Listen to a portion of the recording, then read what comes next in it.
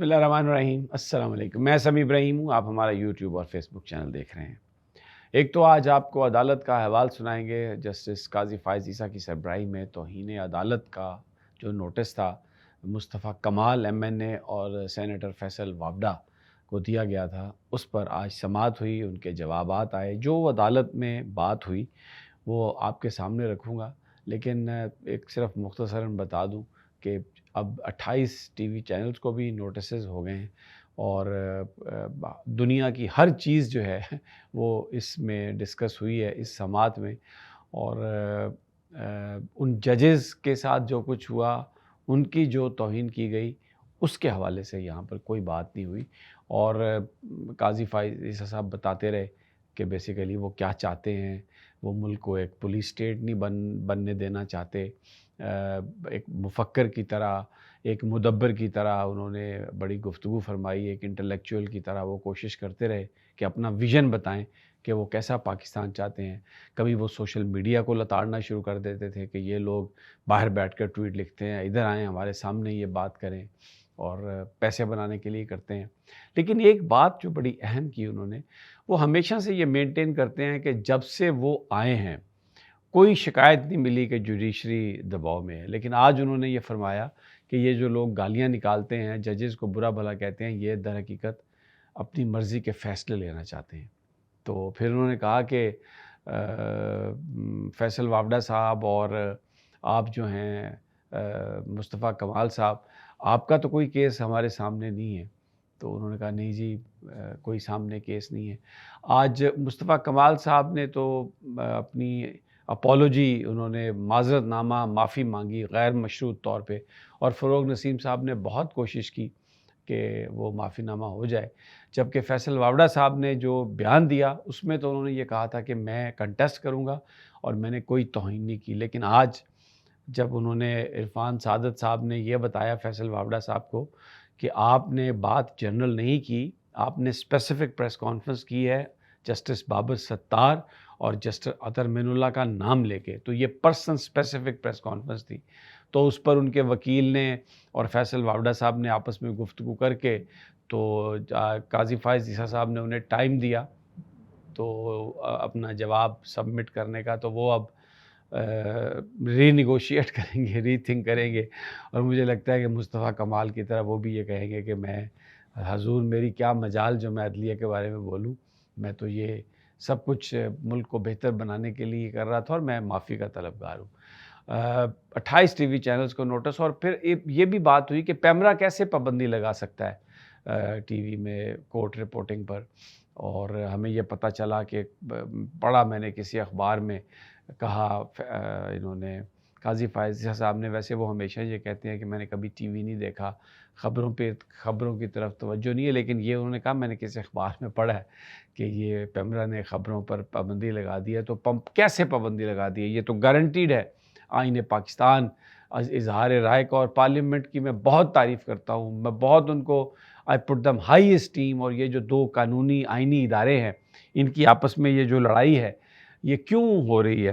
اب میں تھوڑا سا آپ کو پورا وہ بتاتا ہوں کہ سوال و جواب کیا ہوا، تاکہ آپ کو ماحول کا اندازہ ہو جائے گا۔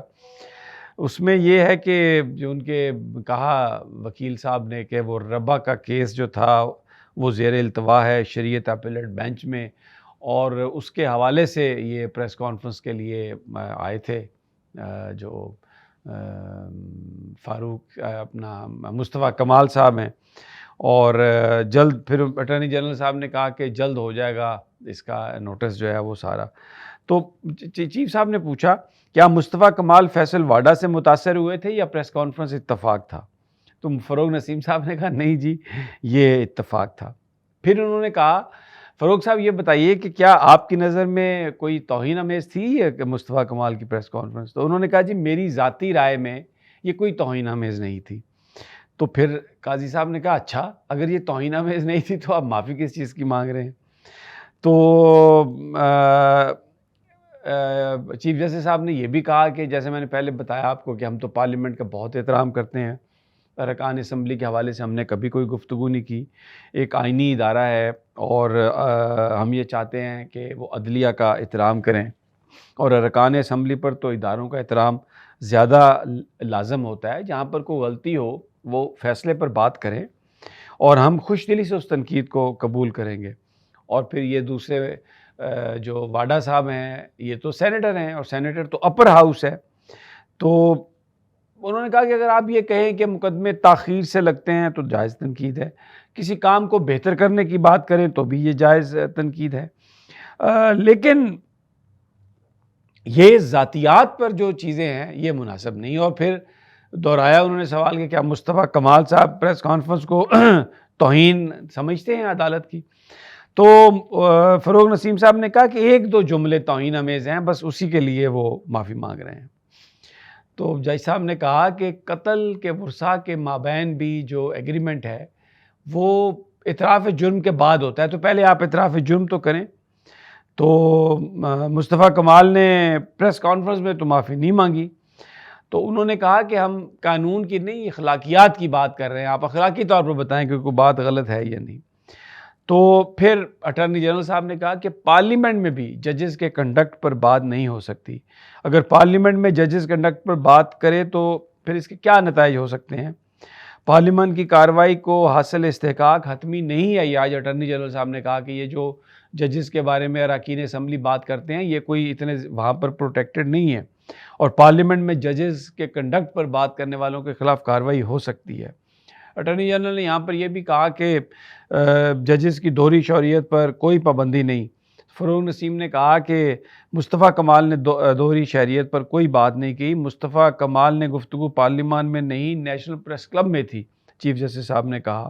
لیکن ان کو احتیاط کا مظاہرہ کرنا چاہیے گفتگو کرتے ہوئے. یہ اٹارنی جنرل صاحب نے ان کا موقف یہ تھا.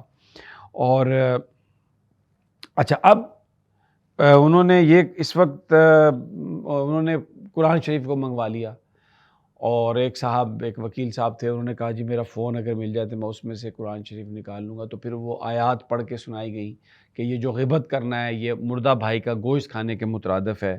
تو اگر آپ کو کوئی، لیکن ایک بڑی امپورٹنٹ بات کہی انہوں نے آج قاضی فائز عیسی صاحب نے کہ اگر آپ کو کوئی جج بے ایمان لگتا ہے تو آپ اس کے خلاف ریفرنس فائل کر دیں. تو یہ سرکاری بینچز سے بھی لوگ جو ہے یہ باتیں کرتے رہے ہیں کہ ہم ریفرنس فائل کریں گے.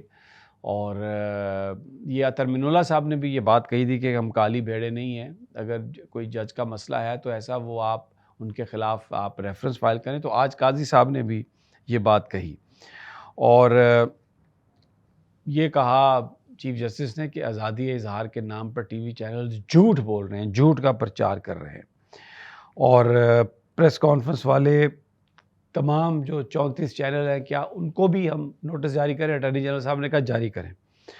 تو پھر جناب انہوں نے نوٹس جاری کر دیے ان 28 چینلز کو.